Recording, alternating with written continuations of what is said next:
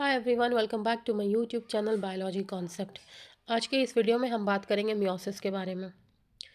Meiosis एक special type का cell division होता है जो कि सिर्फ और सिर्फ डिप्लॉयड जर्म सेल्स में होता है। जर्म सेल्स क्या है? गैमेट मदर सेल्स हैं जो आगे चल करके गैमेट्स बनाते हैं। गैमेट्स क्या होता है? एग एंड स्पर्म होता है, ठीक है, जो फर्दर फर्टिलाइजेशन करके ज़ाइगोट्स बनाते हैं। ठीक है, इस प्रोसेस में क्या होता है कि क्रोमोसोम का नंबर रिड्यूस हो जाता है टू द हाफ। अगर 4n है तो वो 2n हो जाएगा। ठीक है, अगर 2n है तो वो n हो जाएगा। दैट इज़ ये एक तरीके का रिडक्शनल डिवीजन होता है जो कि इसेंशियल है सेक्सुअल रिप्रोडक्शन के लिए। ओके, फर्टिलाइजेशन के दौरान क्या होता है? जब एग एंड स्पर्म का फ्यूजन होता है तो एक डिप्लॉयड बॉडी बनती है, दैट इज़ जाइगोट। जाइगोट क्या होता है? डिप्लॉयड होता है, 2n होता है, जिसकी वजह से क्या होता है, डिप्लॉयडी जो है वो रीस्टोर होती है। ओके, यहाँ पे वही बात की गई है। गैमेट्स क्या है? दैट इज़ मेल गैमेट क्या है? स्पर्म, एंड फीमेल गैमेट क्या है? एग। जब इन दोनों का फ्यूजन हुआ तो जाइगोट बना जो कि डिप्लॉयड बॉडी हो, इसकी वजह से डिप्लॉयडी जो है वो रिस्टोर होती है। ठीक है, मियोसिस अगर एनिमल सेल्स में होते हैं तो वो हैप्लॉयड गैमेट्स प्रोड्यूस करते हैं, एंड प्लांट्स में क्या होता है कि मियोसिस से हैप्लॉयड स्पोर्स फॉर्म होते हैं। ठीक है, this is another very important point कि एनिमल सेल्स में क्या करते हैं, एनिमल सेल्स में मियोसिस क्या करता है, हैप्लॉयड गैमेट बनाता है, एंड प्लांट सेल्स में क्या होता है, प्लांट्स में क्या होता है, हैप्लॉयड स्पोर्स बनता है। ओके, नेक्स्ट अब हम बात करेंगे की फीचर्स ऑफ मियोसिस के बारे में। तो मियोसिस दो सिक्वेंशियल डिवीजन में डिवाइडेड है। First one is meiosis one and second is meiosis two. Meiosis two को हम इक्वेशनल डिवीजन कहते हैं क्योंकि इसमें क्रोमोसोम का नंबर हाफ नहीं होता, सेम रहता है। ठीक है, मियोसिस सेकेंड को हम ये भी कह सकते हैं कि ये सेम माइटोसिस की तरह होता है। किसकी तरह? माइटोसिस की तरह होता है। ठीक है, वेरस मियोसिस वन जो है वो रिडक्शनल डिवीजन कहलाता है क्योंकि इसमें क्रोमोसोम का नंबर हाफ होता है जो कि इसेंशियल है सेक्सुअल रिप्रोडक्शन के लिए। ठीक है, इसमें सिर्फ एक एस फेज होता है, बट इसमें एम फेजेस इसमें दो होते हैं, that is meiosis one and meiosis two. Homologous chromosome pair करते हैं, सिनेप्सिस करके रिकॉम्बिनेशन बनाते हैं, रिकॉम्बिनेशन करवाते हैं बिटवीन क्रोमोसोम्स। क्रॉसिंग ओवर होती है इन प्रोफेज फर्स्ट। प्रोफेज फर्स्ट जो है वो 5 फेजेस में फर्दर डिवाइडेड है। उसमें से एक फेज़ है पैकेटिंग। ठीक है, ये बहुत इंपॉर्टेंट पॉइंट है कि पैकेटिंग में ही क्रॉसिंग ओवर होता है। ये ऑलरेडी नीट में क्वेश्चन, AIPMT में ये क्वेश्चन आ चुके हैं कि क्रॉसिंग ओवर जो है वो किस फेज़ में होता है। ठीक है, तो दैट इज़ पैकेटिंग। ठीक है, एंड मियोसिस से दो जेनेटिकली डिफरेंट हैप्लॉइड सेल्स बनते हैं। ये क्रोमोसोम का नंबर मेंटेन करता है और जेनेटिक वेरिएशन को बढ़ाता है। कौन? मियोसिस। ठीक है, माइटोसिस में कोई जेनेटिक वेरिएशंस नहीं देखे जाते हैं। माइटोसिस में क्लोन्स बनते हैं, सेम वैसे ही डॉटर सेल्स बनते हैं जैसे कि पेरेंट्स होते हैं, बट माइटोसिस क्या करता है, क्रोमोसोम नंबर को मेंटेन करता है, एंड ये genetic variation that is recombination करके क्रॉसिंग ओवर करा करके न्यू वेरिएशंस फॉर्म करता है। इस वजह से ह्यूमंस में वेरिएशन देखे जाते हैं। हर एक बंदा दूसरे से डिफरेंट है। वो किस वजह से है? मियोसिस की वजह से है। मियोसिस जो है, जो दो फेजेस में डिवाइडेड है, that is meiosis one and meiosis two. यहाँ पे आप गिवन है देख सकते हो। मियोसिस वन भी 4 फेजेस में डिवाइडेड है, prophase one, metaphase one, anaphase and telophase. ठीक है, उसी तरह से मियोसिस सेकेंड भी है, prophase second, metaphase second, anaphase second and telophase second. अब हम वन बाई वन हर एक फेज़ को देखेंगे। तो मियोसिस वन, जिसे हम रिडक्शनल डिवीजन कहते हैं, इसमें क्या होता है, क्रोमोसोम नंबर हाफ हो जाता है। ठीक है, 4n अगर आपका क्रोमोसोम नंबर है तो मियोसिस के बाद ये 2n हो जाता है। ओके, प्रोफेस वन जो है वो फर्दर 5 पार्ट्स में डिवाइडेड है, 5 स्टेजेस में, दैट इज़ लिपोटीन, जाइगोटीन, पैकीटीन, जिसमें क्रॉसिंग ओवर होता है। अभी मैंने बताया पीछे, बहुत इंपॉर्टेंट पॉइंट है ये, क्रॉसिंग ओवर होता है यहाँ पे पैकीटीन में। Diplotene and diakinesis. ठीक है, प्रोफेज वन जो है सबसे लॉन्गेस्ट और बहुत सबसे इम्पॉर्टेंट स्टेज होता है मियोसिस का। लिपोटीन के बारे में हम बात करेंगे। लेप्टोटीन, सॉरी, क्रोमोसोम जो है यहाँ पे क्या करता है कि कंडेंस होना स्टार्ट हो जाता है, एंड ये विजिबल होता है लाइक थिन थ्रेड्स। ठीक है, chromatin condensation continues, chromosome have bead like structures, chromomeres. Okay, यहाँ पे आप देख सकते हो लेपोटीन का लेप्टोटीन का फिगर भी आपको दिखाया गया है। क्रोमैटिन जो है वो कंडेंस होकर क्रोमोसोम्स बन चुके हैं। ठीक है, ये आपके रहे क्रोमोसोम्स।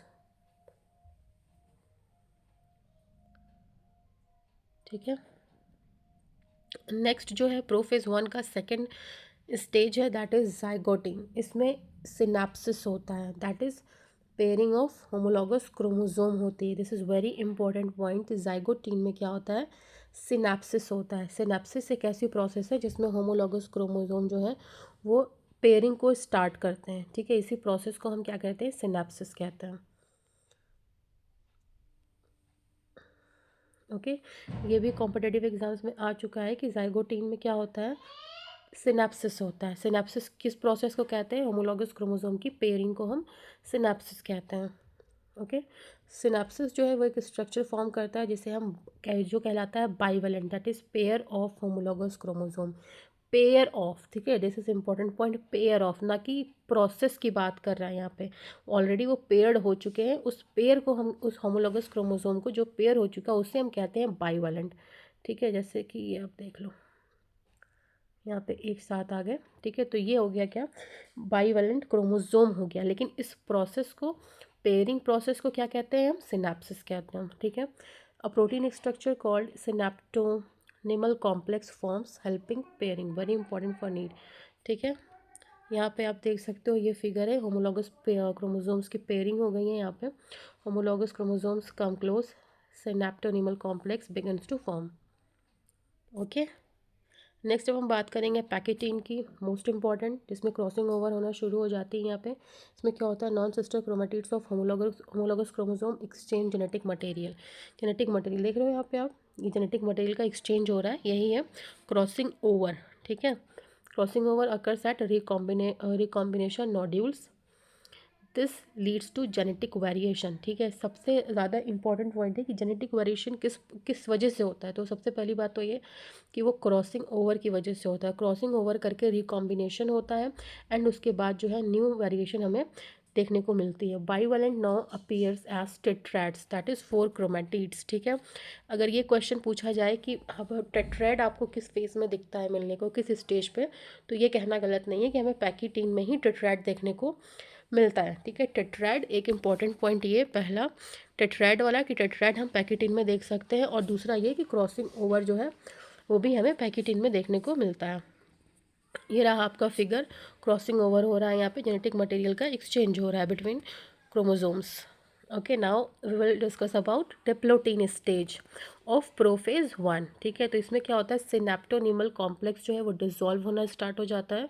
होमोलॉगस क्रोमोसोम्स स्टार्ट होते हैं सेपरेट होना, but Riemann attached at specific point. ठीक है, देखिए सेपरेशन होना शुरू होता है बट कुछ ना कुछ किसी एक पॉइंट पे अभी भी वो अटैच्ड रहते हैं। जिसे हम कहते हैं क्या, कैज़माटा, साइट्स ऑफ क्रॉसिंग ओवर। कैज़माटा क्या होता है, वो साइट होती है जहाँ पे एग्जैक्टली क्रॉसिंग ओवर हुई है, दैट इज़ ये जो स्टेज है, ये जो जगह है, इसे हम क्या कह सकते हैं, कैज़माटा, क्योंकि यहाँ पे क्रॉसिंग ओवर हुई है हमारी। Okay, diplotene can be prolong for months और years in oocytes। NEET concept है ये, dictyotene stage in human oocyte, sorry यहाँ पे डिक्योटीन है ना, डिप्लोटीन स्टेज होगा। ठीक है, इस पर भी अलग से एक वीडियो बना दूंगी मैं, लैम्ब्रश क्रोमोसोम या फिर एक और तरीके का स्पेशल क्रोमोसोम होता है जो कि डिप्लोटीन स्टेज को शो करता है। खैर, यहाँ पे फिगर रहा कि कैज़मा कैसे अपीयर हो रहा है, सिनेप्टोनिमल कॉम्प्लेक्स डिसइंटीग्रेट हो रहा है डिप्लोटीन स्टेज में। ठीक है, तो ये भी क्वेश्चन पूछा जा सकता है कि किस स्टेज में सिनेप्टोनिमल कॉम्प्लेक्स डिसइंटीग्रेट होना शुरू होता है या होता है। ठीक है, तो उसका आंसर क्या होगा, डिप्लोटीन होगा। फिगर बहुत इंपॉर्टेंट है, आपको लर्न होना चाहिए, पता होना चाहिए।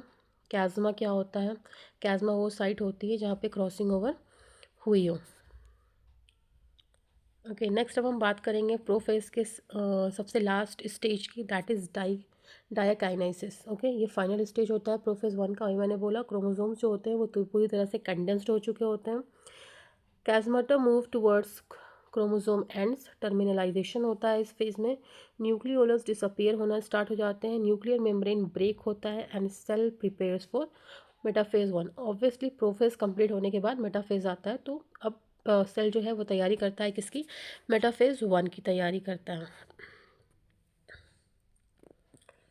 ये रहा आपका डायाकाइनेसिस का figure.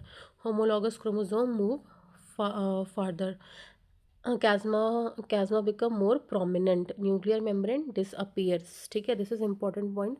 Nuclear membrane is disappearing now in diakinesis और लेट प्रोफेज। ठीक है, अब हम बात करेंगे मेटाफेज स्टेज की। तो bivalents align on equatorial phase, meta means middle. ठीक है, तो क्या होता है कि सारे क्रोमोसोम जो है मिडल पे आ जाते हैं, इक्वेटर पे आ जाते हैं। ठीक है, मेटाफेज का सबसे इंपॉर्टेंट पॉइंट यही है, बहुत बार क्वेश्चन में पूछा जा चुका है कि मेटाफेज स्टेज में क्या होता है। तो क्या होता है, क्रोमोसोम जो है वो इक्वेटर पे आ जाता है। ठीक है, इक्वेटोरियल प्लेट पे आ करके अलाइन हो जाता है। Kinetochore microtubules form opposite poles attach to the homologous chromosome. Microtubules जो है वो कैरेंटोकोर पे आकर के अटैच होना शुरू हो जाती हैं होमोलोगस क्रोमोसोम्स के ऊपर। Centromere do not divide, very important concept. Centromeres जो है वो डिवाइड नहीं होते इसमें। नेक्स्ट यहाँ पे आप मियोसिस फेजेस के फिगर देख सकते हो। प्रोफेज 1 में कैसा हो रहा है, मेटाफेज में क्या हुआ, इक्वेटर पे आके अलाइन हो गया। एनाफेज में अपोजिट साइड पे खिंचाव शुरू हो गया है क्रोमोसोम्स का। टीलोफेज में ये सेपरेट हो गया। ये रहा आपका मियोसिस 1। मियोसिस 2 में क्या हुआ, 2 सेल यहाँ पे ये सेपरेट हो गए।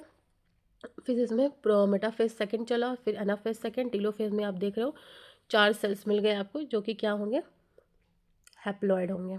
ओके, अब हम एनाफेज 1 की बात करेंगे।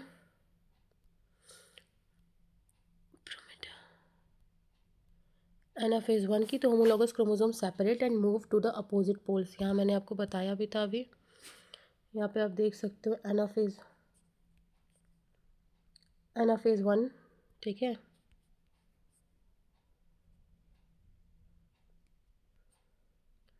एनाफेज 1। ठीक है, sister chromatids remain attached at centromere, chromosome number becomes half, reason for calling it reductional division. ठीक है, किसकी, मियोसिस।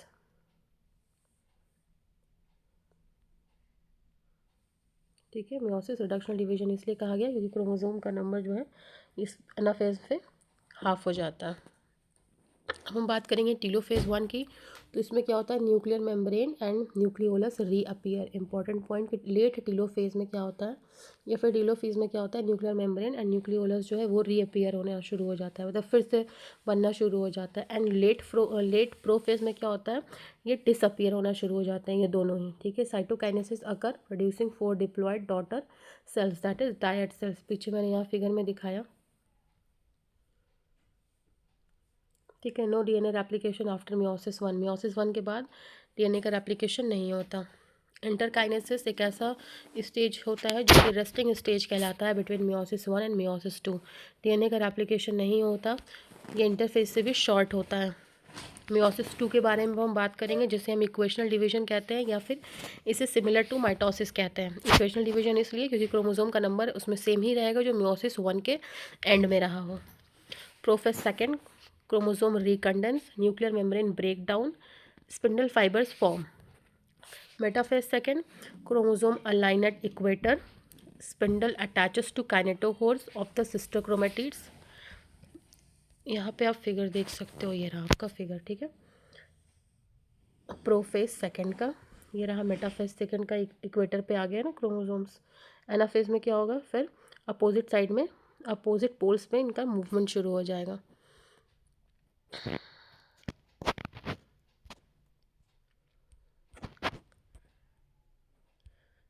मेटाफेज, ये रहा, spindle attaches to kinetochore of sister chromatids. ठीक है, एनाफेज सेंट्रोमियर स्प्लिट हुआ, sister chromatids separate and move to opposite poles. ठीक है, एनाफेज चाहे फर्स्ट हो चाहे सेकेंड हो, चाहे वो माइटोसिस का हो चाहे मियोसिस का, इसका इंपॉर्टेंट पॉइंट ये होता है कि क्रोमेटिड्स जो होती हैं, सिस्टर क्रोमेटिड्स जो होती हैं, वो अपोजिट पोल्स पे मूव होना शुरू हो जाती हैं। ठीक है, now each chromatids become a chromosome. Telophase की बात करें हम, तो वही चीज़, न्यूक्लियर मेम्ब्रेन एंड न्यूक्लियोलस जो है वो रीफॉर्म होना स्टार्ट हो जाते हैं। Cytokinesis results in 4 haploid daughter cells, these are the genetically different due to crossing over plus independent assortment.